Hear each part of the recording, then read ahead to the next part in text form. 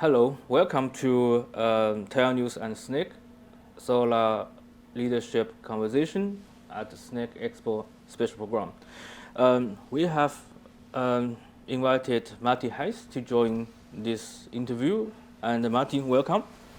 Okay, thank you. It's a pleasure to be here. So Marty, please could you please tell us more about GSC, the Global Solar Council? Yeah, for sure. So the Global Solar Council is the voice of the world's solar industry.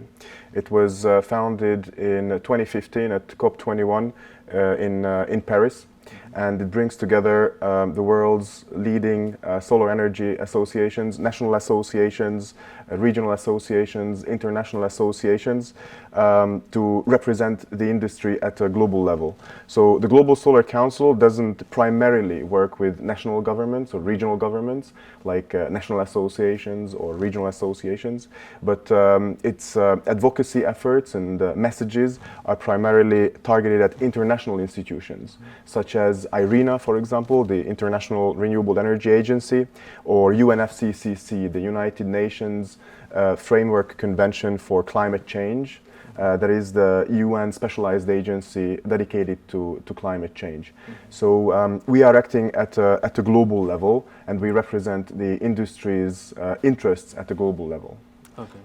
So then, as new chair of GSC, then what is your agenda? Thanks for that question. So indeed, I was appointed chair of the board of the Global Solar Council in January 2023, and my term is for 2 years. As part of my mandate, I have two important priorities that I would like to highlight, of course, because there are many priorities, but two that I would like to mention here. And so one is expanding the Global Solar Council's membership. So currently, most of the members of the Global Solar Council are associations, national associations and regional associations. These are the founding members of the GSC. And these members include, for example, Solar Power Europe, the regional solar association from Europe, but also CPIA, for example, the Chinese Photovoltaic Industry Association, and associations from many countries and regions around the world, including many European countries, the United States, African countries, Asian countries.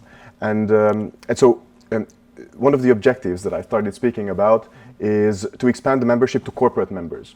Because after a series of discussions in the board of directors with the Global Solar Council, we agreed that in order to bring the Global Solar Council's impact to the next level, and in order to achieve our policy objectives, we have to increase our membership to corporate members.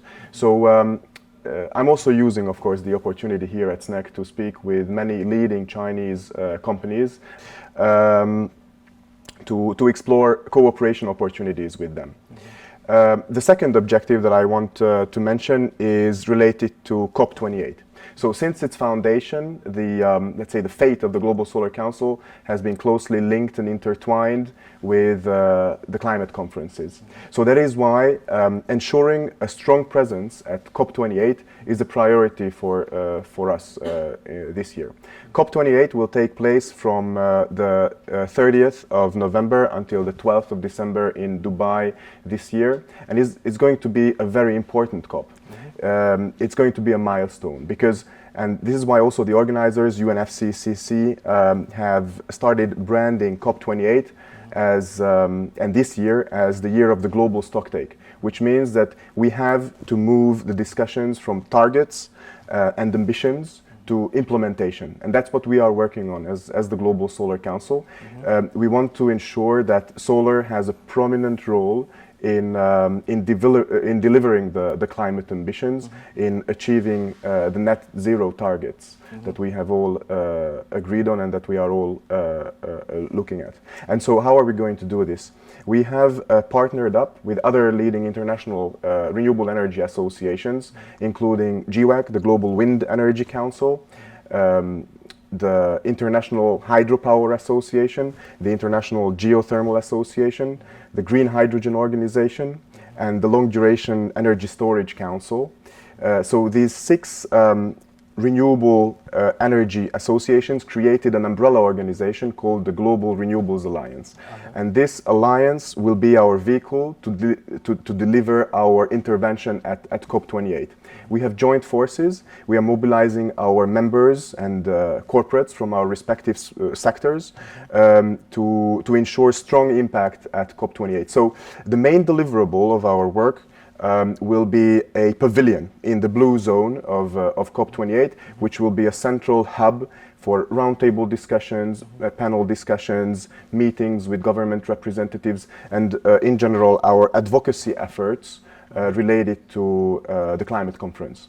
And to conclude, our main ask and main policy objective as part of the Global Renewables Alliance is to work with governments and international institutions and to help them and encourage them to agree on and achieve a global renewables target as part of COP28. Unfortunately, renewables targets have been slightly omitted as part of previous COPs, but for COP28, currently we see an unprecedented opportunity and momentum to achieve such a target. Actually, an increasing number of governments and international institutions, including the European Union and IRENA, have voiced their support for a global renewables target, and that's what we are going to work towards. Yeah, very good.